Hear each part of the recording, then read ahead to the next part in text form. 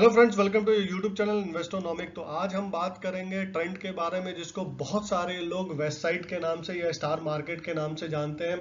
जो ट्रेंड है वो टाटा ग्रुप की कंपनी है, रिटेल बिजनेस में डील करती है। जो ऑर्गेनाइज रिटेल बिजनेस होता है, right from the apparel till grocery, इनका बिजनेस मॉड्यूल है। और ये सारे सेगमेंट और प्रोडक्ट कैटेगरीज को केटर करते हैं, अलग अलग फॉर्मेट में ऑपरेट करते हैं। तो समझते हैं पहले क्या ये प्रोडक्ट को कैटर करते हैं सेगमेंट को। तो ये अपैरल सेगमेंट को कैटर करते हैं, फुटवेयर सेगमेंट को है इनका, ग्रोसरीज बिजनेस में भी है।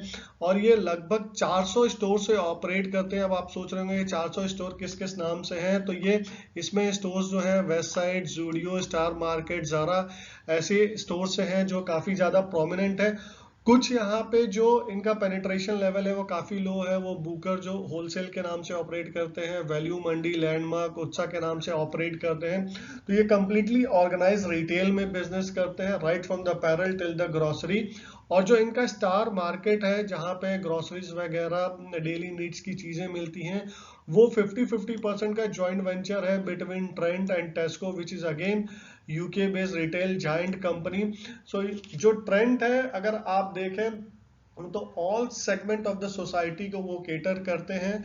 और इनका जो फॉर्मेट है, अलग अलग फॉर्मेट में है। उन्होंने फॉर्मेट अलग अलग इसलिए भी रखा है कि वो different geography, different age segment के लोगों को वो केटर कर सके। अब आगे डिटेल में समझते हैं इनके चार्ट को और फाइनेंशियल्स को।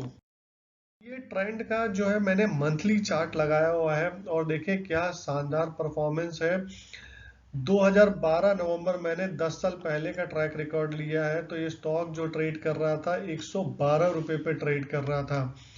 अब ये कोविड वाली जो मंदी आई थी, जहाँ पे स्टॉक मार्केट काफी क्रैश हुआ था, वो लगभग 368 का है। लेकिन उससे पहले फैब में, कोविड से पहले, जो स्टॉक ने हाई लगाया था 804 रुपए का हाई लगाया था। यानी देखें आधे से भी ज्यादा वैल्यू इरोड हो चुकी थी, यानी मोर देन 50% वैल्यू इरोड हो चुकी थी।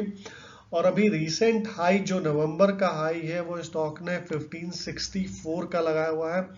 तो अमेजिंग एक बुल रन बोल सकते हैं। अगर यहाँ पे आपने महज सिर्फ 100 शेयर लिए होते थे, जो 11,000 रुपये का होता था, तो आज की डेट में उसका वैल्यूएशन लगभग 1.5 लाख रुपए का होता था। तो एक काफी अच्छा अब ट्रेंड रहा है ट्रेंड में। और आगे फाइनेंशियल समझेंगे कि इस शानदार परफॉर्मेंस का रीजन क्या है। तो ये स्टॉक का क्वार्टरली परफॉर्मेंस है, पिछले 12 क्वार्टर का रिजल्ट है। तो आप देखिए सितंबर FY19 में कंपनी महज 855 करोड़ का सेल्स करती थी और 117 करोड़ का ऑपरेटिंग प्रॉफिट करती थी। अब वही 12 क्वार्टर के बाद अगर हम देखें तो कंपनी 1953 करोड़ का सेल्स करती है और 256 करोड़ का यहाँ पे ऑपरेटिंग प्रॉफिट देती है। यानी आप देखें सेल्स डबल से ज्यादा हो गया है, ऑपरेटिंग प्रॉफिट जो है वो डबल से ज्यादा हो गया। यानी क्वार्टर ऑन क्वार्टर, 12 क्वार्टर में ही अगर हम देखें तो यानी लेस देन 1.5 ईयर्स में कंपनी ने अपने रेवेन्यू को डबल किया, ऑपरेटिंग प्रॉफिट को भी डबल किया है। ईपीएस की बात करें तो कंपनी 2.62 रुपीज का ईपीएस जनरेट करती है। अब कंपनी का एनुअल परफॉर्मेंस समझते हैं। 2011 में कंपनी महज 1500 करोड़ का सेल्स करती थी और 24 करोड़ का ऑपरेटिंग प्रॉफिट करती थी। नेट प्रॉफिट की बात करें तो महज 3 करोड़ का नेट प्रॉफिट होता था कंपनी का। जो मार्च FY22 यानी हमारा जो बीता वर्ष रहा है, वहां पे कंपनी ने 4,500 करोड़ का सेल्स किया हुआ है। ऑपरेटिंग प्रॉफिट अगर देखें तो कंपनी ने 595 करोड़ का किया है और ऑपरेटिंग प्रॉफिट मार्जिन देखें तो 13% का ऑपरेटिंग प्रॉफिट मार्जिन हो गया।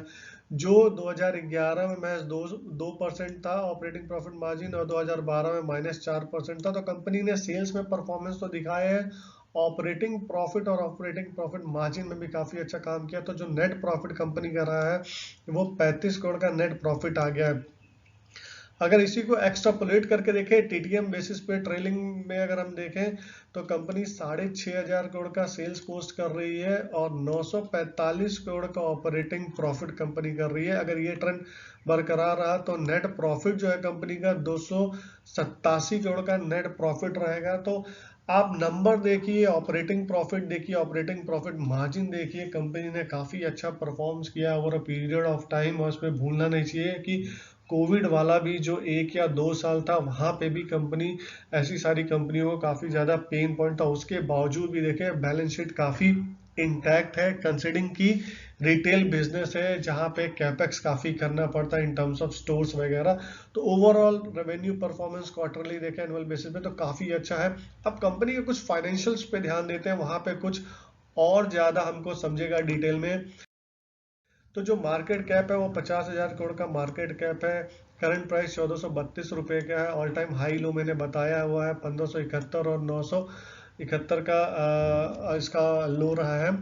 अब जहां पे मुझे कंफर्ट नहीं आता है 171 के पी पे ट्रेड कर रहा है, तो ये काफी ज्यादा एक्सपेंसिव हो जाता है, क्योंकि अगर प्राइस टू इक्विटी देखें तो 171 टाइम्स पे ट्रेड कर रहा है। तो यहाँ पे कंपनी का सेल्स ग्रोथ लगातार रोबस्ट आना चाहिए और साथ में ऑपरेटिंग प्रॉफिट भी अच्छा आना चाहिए, क्योंकि अगर यहाँ पे कुछ चूक होगी तो इतना जो हाई पी पे स्टॉक ट्रेड करता है वहां पे चांसेस ऑफ एरर बिल्कुल कम हो जाता है। तो ये थोड़ा सा यहाँ पे मुझे कंफर्ट जोन नहीं आता। अदरवाइज कंपनी का परफॉर्मेंस काफी अच्छा है। बुक वैल्यू देखें तो 67 का है। डिविडेंड यील्ड कुछ भी नहीं है। आरओसी 9.29 का है। आरओई अगर देखें तो 1.60 का। फेस वैल्यू अगेन 1 रुपीज का है। डेट टू इक्विटी रेशियो 1.9 है। ये बहुत ज्यादा, इसमें इजाफा कोविड के टाइम पे भी हुआ है, but again it's in comfort zone. So overall अगर हम ट्रेंड की बात करें या वेस्ट साइड की बात करें तो परफॉर्मेंस काफी अच्छा रहा है। The only concern for me कि जो स्टॉक जिस पी पे ट्रेड कर रहा है वो 171 का पी है, ये यहाँ पे मुझे कंफर्ट नहीं दिलाता है। तो दोस्तों उम्मीद करता हूँ कि ये वीडियो, ये एनालिसिस आपको अच्छा लगा। अगर वीडियो अच्छा लगा हो तो प्लीज लाइक कीजिए, सब्सक्राइब कीजिए और अपने दोस्तों के साथ शेयर कीजिए। Till then, thank you, take care.